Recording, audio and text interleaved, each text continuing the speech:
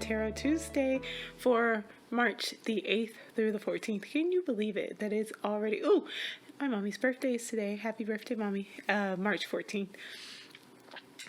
Can you believe that we're already halfway through March? That just feels wild, like really wild, really just like what? Because as you all may recall, all of the COVID, all of the coronavirus lockdowns and everything like that really started popping around this time last year. And it was in the next 2 weeks that everything was shut down and everybody was at home. So full year of lockdowns and COVID and all of that. And now we're here. We made it. Some of us. Many blessings. Many, much love.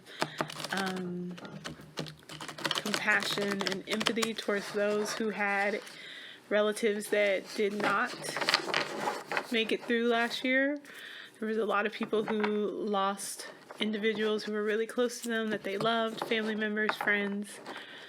And I don't know if it's a balm or something that feels good to know that you have survived through this, particularly if you have people who didn't. So I just would like to express my compassion and my consideration and love and appreciation for everyone at this time and for having everyone here with us. So all right, Tarot Tuesday for March the 8th through the 14th. Let's see what we've got. Our last time we had the cup upside down. This time we have Princess of Wands. This is that energy of creation. This is that energy of moving forward. This is the energy of life coming forth. Very appropriate for Aries season. Very appropriate for spring equinox. Spring equinox is the time of life beginning anew and rebirth, and for us to spring forth from the underworld as creatures who have gone through the darkness and come out on the other side. And that feels very nicely appropriate for this time of the year. And let's see what else we get. I've taken note of working with Mars. As you can see, we got a lot of red around. We got some yellow, not a lot of orange, but just a little bit. Ooh, got that one. All right. Ooh, 9 of Swords. Beating ourselves up about something. Maybe about survival. Maybe about still being here when others are not. Really feeling a bit bogged down by the idea of coming back into this world and having made it through another year. Or maybe feeling a little overwhelmed by the prospect of us being able to, ooh, 2 of Pentacles, feeling a little overwhelmed by the prospect of all the things that you can create and feeling like you have this opportunity. You've been granted this gift and this opportunity, and it's a little like, okay, well, what do I do with it? And is it too much? Can I carry all of this forth? Can I be this person who is thriving and who is alive and who is nurturing and who is just like this beacon filled with life? That's a large responsibility. And I think sometimes we just think of how beautiful and wonderful it is to create and to manifest and to do all these other things. But there's a lot that comes with that. And when you're given these positions, sometimes you could be a little overwhelming. We have some choices coming up, some financial choices. I'm 1 foot on, as you can see, 1 foot on the ground, balancing those choices, balancing those pentacles. With our mind kind of tossing and fraying in the back, our emotions feeling a bit all up in the air and all over the place. It's definitely a lively week. It won't be boring, I'll tell you that much. So, oh, here we go. Here's our next one. I don't think I pulled an outcome for the next one. We'll pull an outcome for this one. 6 of Cups.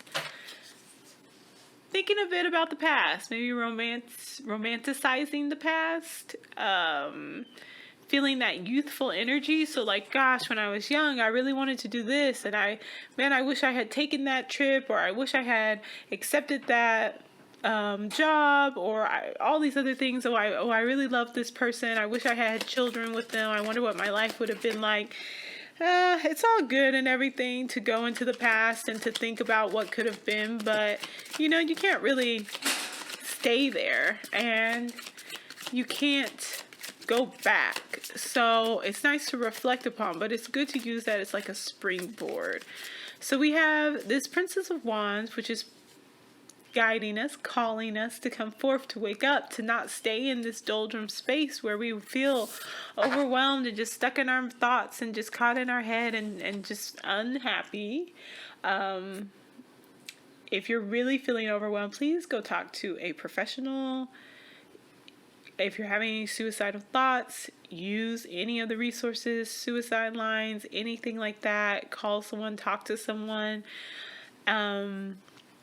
Don't let that, don't get caught up in a feeling of I have to do everything on my own. I have to do it myself. Watching other people and it looks like they do all these wonderful things by themselves. They don't. They outsource. They have friends and family and people that they hire and pay to help them make all the things happen that they make happen.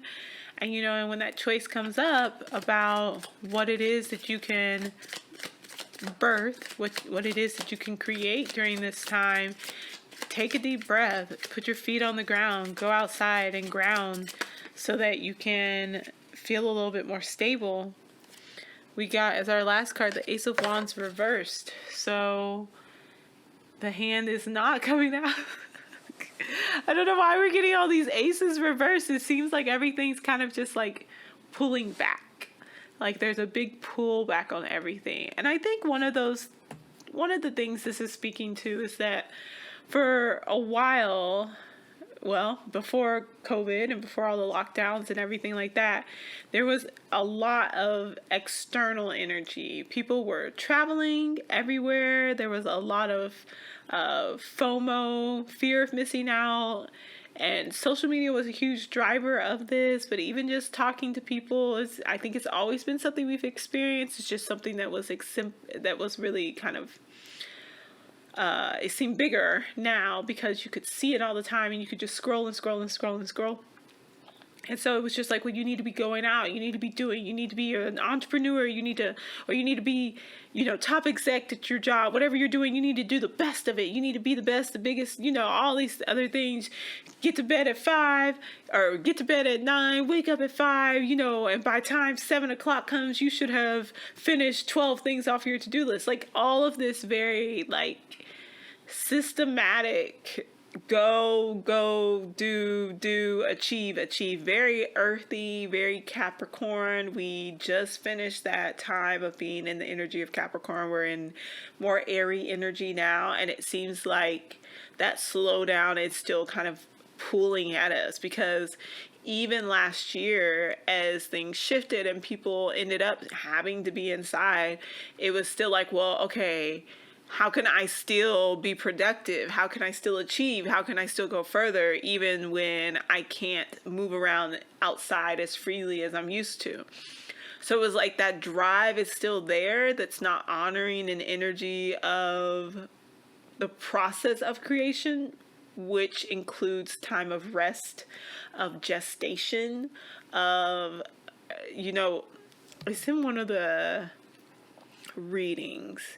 And I wonder, is this around the time of the Libra? Let's look and see, because there's a Libra new moon coming that is very interesting. I haven't done the full write-up for it yet, so I'm not 100%. Okay, so we're a bit of a, oh no, we're not. Hold on a second. It's a Libra full moon. Okay, so this is right around the time of, the new moon in Pisces. Okay. So with the new moon in Pisces, we are going to be seeing, I mentioned a lot of interesting Pisces energy will be coming up.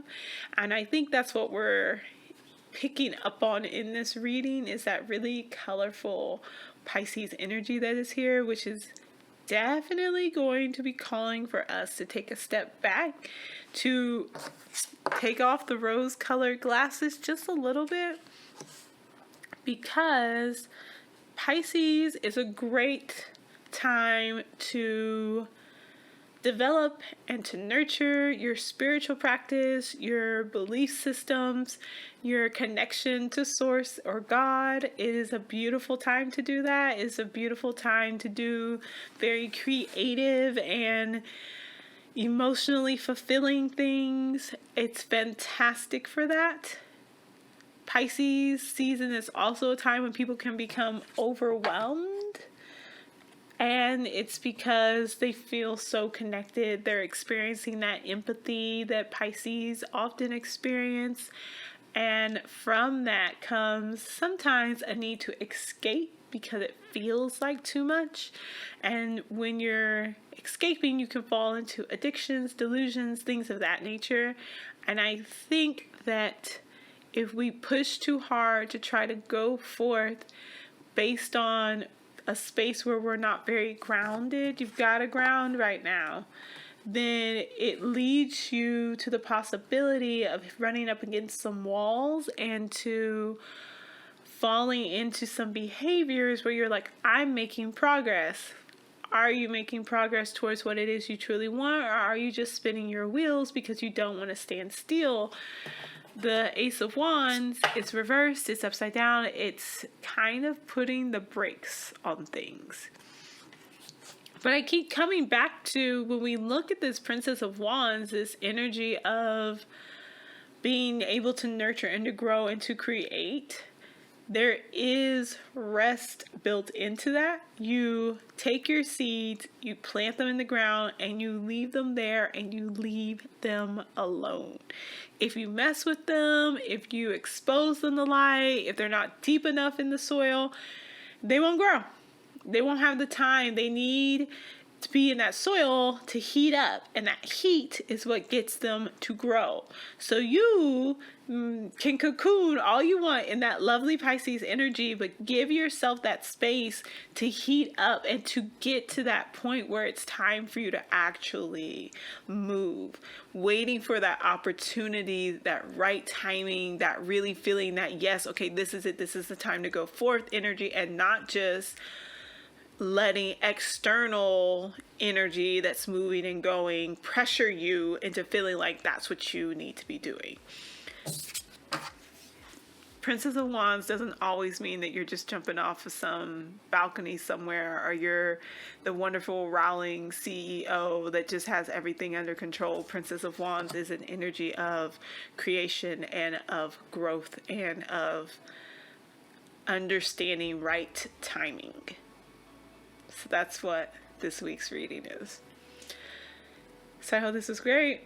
I hope you're going to take some time, do a little resty rest, not get caught up in any kind of wild things.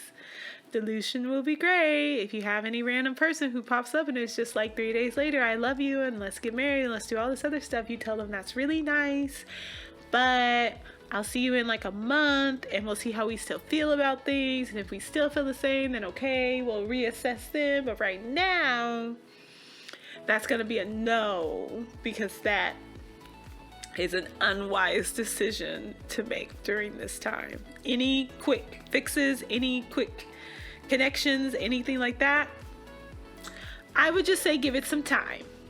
Give it some time. See how it goes.